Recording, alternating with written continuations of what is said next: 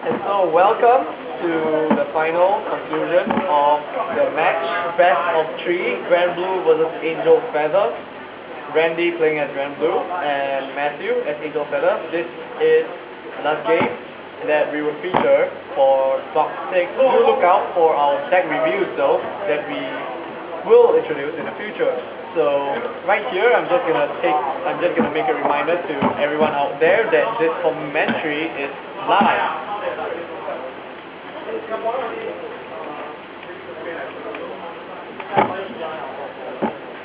So right now, as both players are shuffling the deck, the score is currently at 1-1. Matthew winning with that unexpected double crit from hell, I would say.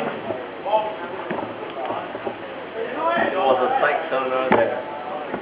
It was seriously a side turner. Honestly, that was pretty jaw-dropping, as we know that the chances for double crit is not really that high, but still possible. Oh, we made the crit too. Huh? Okay, and so Matthew goes into an unlucky Miss Grey. Oh, no. Nope, he did not. He rolled that grade too. Will he trigger the effect of his starter? Yeah, he's thinking whether to change for the awesome. Actually, that's one of the best rules I've seen since Vangods. Yes, that is the second best starter in comparison to Conroe, which we think.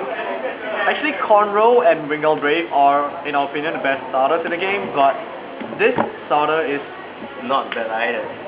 Yep, it's not bad at all. No trigger for Matthew.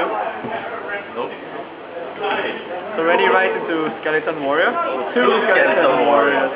Attacks the rear guard. Oh, attack the rear guard again, and then goes to attack. No trigger. Card draw. Right, and he rides into a great tree. Circular Saw. Unable to use circular source effect, so he goes into the starter's effect, yes.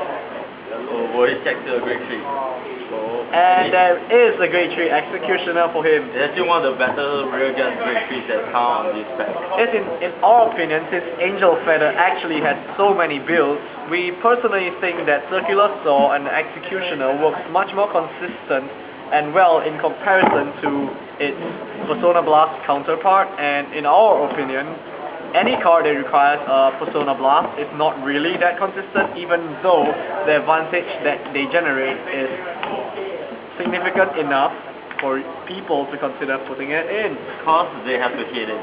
Hitting in is quite a difficult task. Yes, hitting in is quite a difficult task, and that Persona Blasting, having that card in your hand, makes it even harder. So there goes the critical trigger for Randy.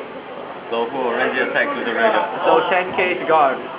Guarded by Matthew. Matthew will go for the 10k guard rather than the limit break, the early limit break. Yes, if Matthew took that damage, he would trigger his limit break ability, hitting harder and faster.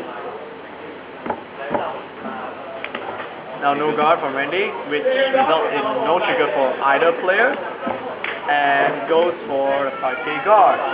Rune Shade has been surviving so long since the pack 2. Yes, Rune Shade is actually a staple for Granblue. Its consistent 11k attack makes it very invaluable for the deck. It's a must play for Granblue, I must say. Especially with this format going back to 10 and 11k.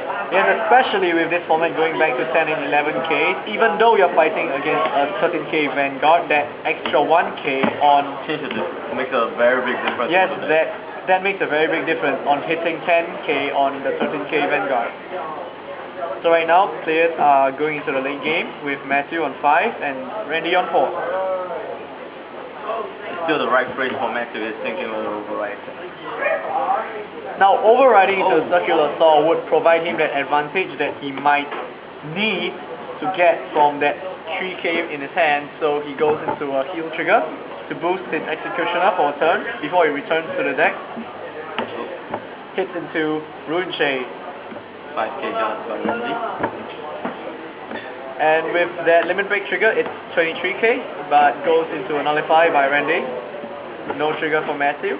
Hits into the rear guard.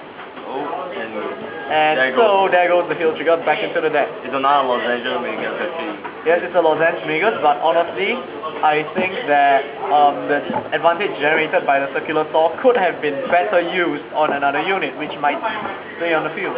Might change the game also when it stays on the field. Yes.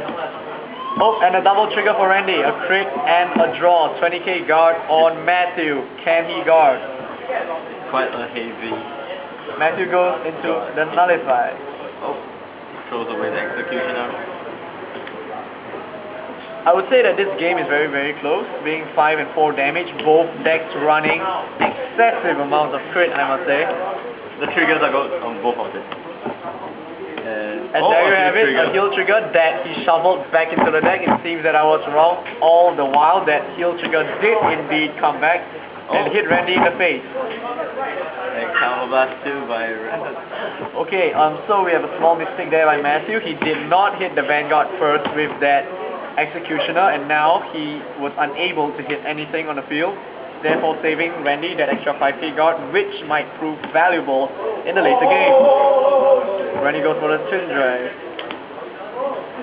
2 trigger by Matthew. And no trigger. Matthew activates Nocel's effect to search his damage zone for any card and put it in his hand, and then replace it with another card in his hand. Face up. Oh, he takes back this card. I think it's vital to the game. Oh, and he checks into a critical trigger. Now with the game going into so late game, both players being at 5 damage, but Randy being on the disadvantage, having no counterblast used yet, I would say that Matthew here definitely has the upper hand. Oh, and he's changing for... And he's exchanging another card yet again. He puts the nullify in his hand.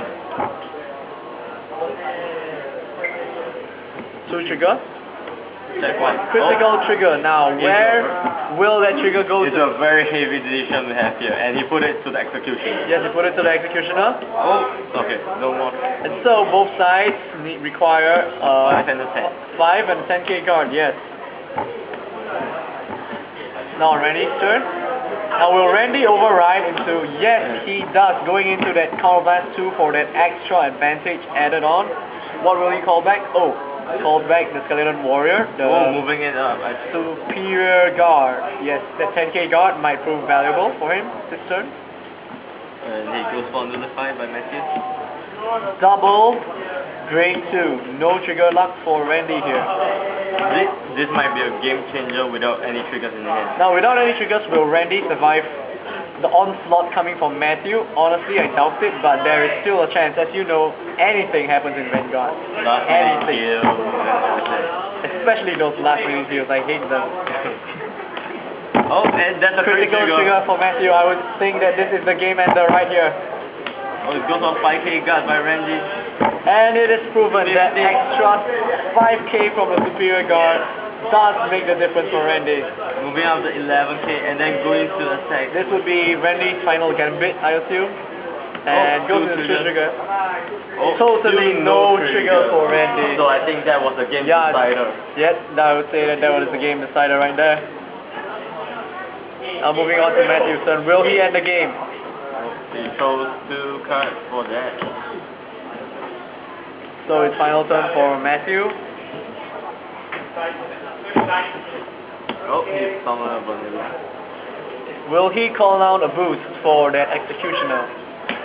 Yes, he does. He calls down. He soul charges. He soul charges the plus 3k critical trigger, adding 3k to the executioner, and he boosts. Number. That is a perfect number right there. 21k. No guard called by Randy. No trigger, will he heal? He healed! Randy healed! This is unbelievable. Randy actually healed. And that's a 10k drop and another 5k drop. Oh, he decides to go for the grade 3. No guard. Now will Randy actually win? He has a chance at this. Randy has a chance at this.